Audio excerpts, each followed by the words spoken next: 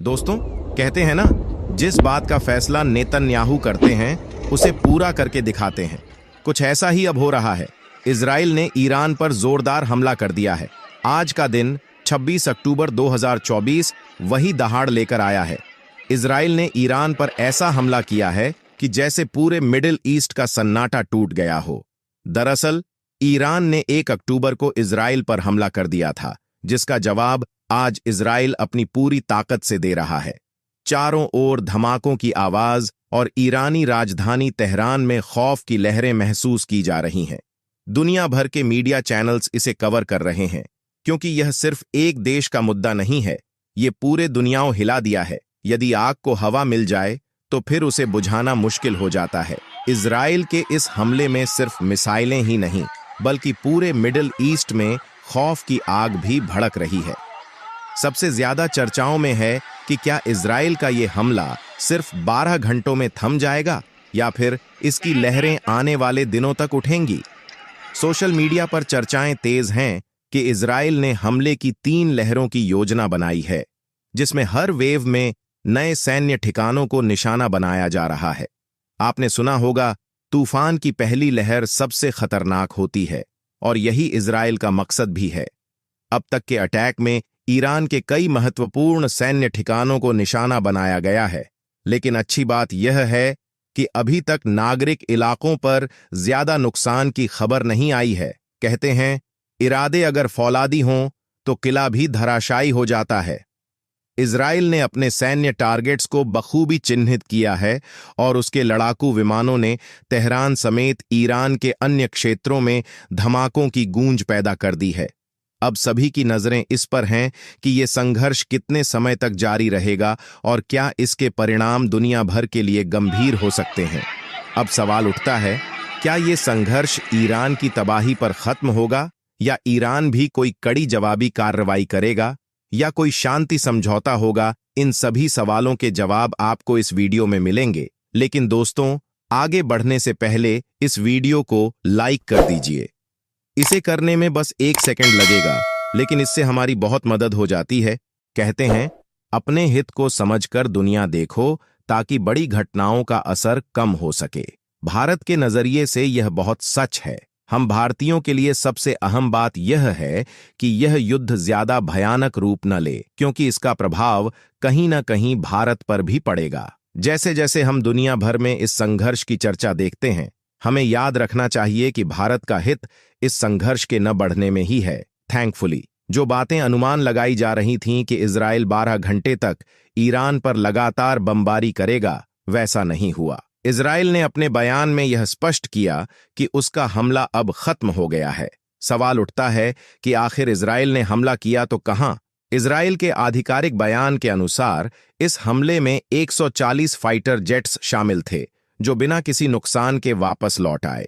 इसका मतलब यह हुआ कि ईरान की ओर से कोई प्रतिरोध काम नहीं कर पाया और इजरायली एयरफोर्स को कोई हानि नहीं हुई। आगे इजराइल का दावा है कि ईरान की मिसाइल निर्माण फैक्ट्रियां, जहां पर वह अपने हथियार बनाता था, इस हमले का मुख्य निशाना थीं।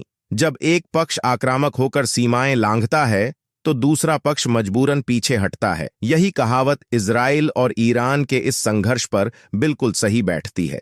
इजराइल ने एक बार फिर दुनिया को अपनी ताकत दिखाई और ईरान के सैन्य इंफ्रास्ट्रक्चर पर बड़ा प्रहार किया।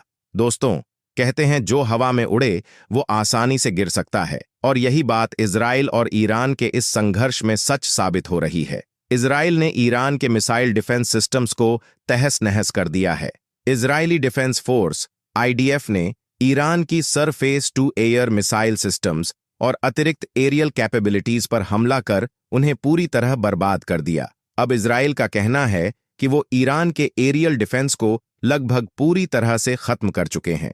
जब दुश्मन निहत्था हो जाए तो मैदान हमारा हो जाता है। यह कथन इजराइल के हालिया कदमों पर सटीक बैठता है। इजराइल का दावा है कि अब वे बिना किसी बाधा के ईरान के एयर स्पेस में प्रवेश कर सकते हैं और कभी भी खुलकर हमला कर सकते हैं। यह कदम ईरान के मिसाइल प्रोडक्शन पर भी बड़ा असर डालता है। जहां पहले ईरान इजराइल पर मिसाइल्स बरसाता था, अब उसकी मिसाइल निर्माण फैक्ट्रियां भी इजरायली हमलों का शिकार हो चुकी हैं। हमला केवल एक रास्ता नहीं, बल्कि सामर्थ्य का प्रदर्शन भी होता है। यही दर्शाने का प्रयास इजराइल ने किया है। इन हमलों से इजराइल ने यह साफ कर दिया है कि अब उनके लिए ईरान पर हमला करना आसान हो गया है, क्योंकि ईरान के पास अपने हवाई सुरक्षा के साधन लगभग समाप्त हो चुके हैं। अब ईरान के पास इस क्षेत्र में वह ताकत नहीं रही कि वह इजराइल का सामना कर सके।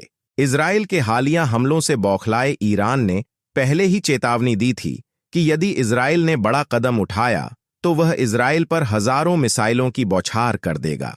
अब सवाल उठता है कि इस पूरे संघर्ष का प्रभाव क्या होगा और इससे दुनिया में क्या हलचल मच सकती है। जहां आग लगी हो वहां दूर के लोग भी गर्मी महसूस करते हैं, और इस वक्त सबसे अधिक चिंता सऊदी अरब को हो रही है। इजराइल और ईरान के बीच बढ़ते तनाव ने सऊदी अरब के लिए खतरे की घंटी बजा दी है।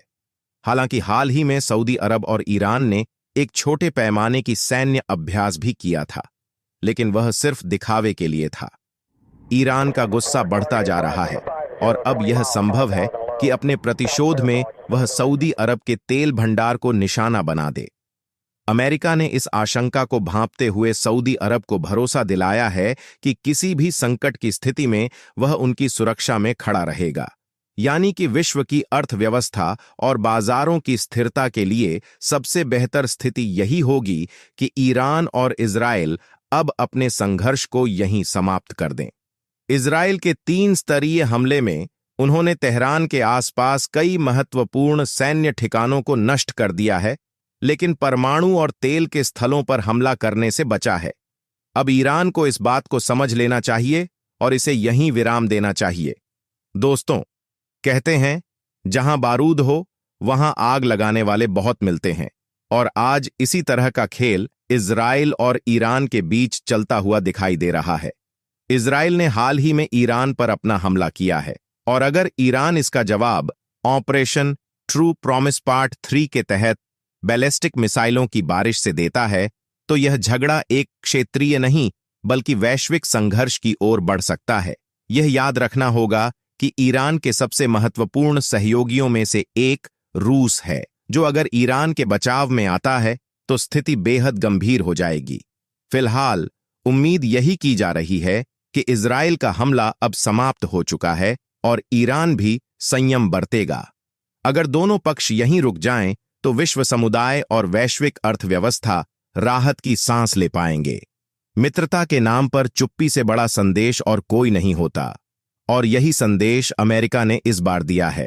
इस हमले में अमेरिका का कोई भी फाइटर जेट या नौसेना शामिल नहीं था। अमेरिका ने यह स्पष्ट कर दिया है कि वह इस बार इजराइल का साथ नहीं देगा। हालांकि अमेरिकी मीडिया और कुछ सीनेटर इजराइल के समर्थन में अपनी आवाज उठा रहे हैं, लेकिन औपचारिक रूप से अमेरिका ने यह संदेश दिया है कि वह इस संघर्ष को और नहीं बढ़ाना चाहता।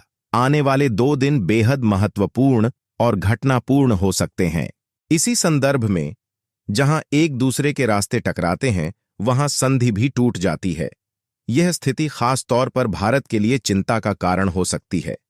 अगर यह संघर्ष और बढ़ता है तो हमारा महत्वाकांक्षी आईसी कॉरिडोर जो इजराइल से गुजरता है जोखिम में पड़ सकता है। साथ ही नॉर्थ साउथ ट्रांसपोर्ट कॉरिडोर जो भारत और रूस को जोड़ता है भी बाधित हो सकता है। ऐसे में यह हमारी आशा है कि यह एस्केलेशन यहीं रुक जाए। मित्रता का मार्ग केवल शांति से होकर गुजरता है, और हम भी यही उम्मीद करते हैं कि यह तनाव अब समाप्त हो। परंतु सवाल यह भी है कि क्या इजराइल और ईरान की यह टकराव अंततः विनाश की ओर ले जाएगा?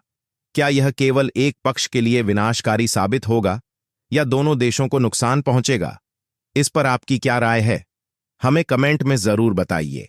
अगर आपको यह वीडियो पसंद आया हो तो इसे अपने दोस्तों के साथ शेयर करें, चैनल को सब्सक्राइब करें और बेल आइकन जरूर ऑन कर लें ताकि अगले वीडियो की सूचना आपको सबसे पहले मिले। जय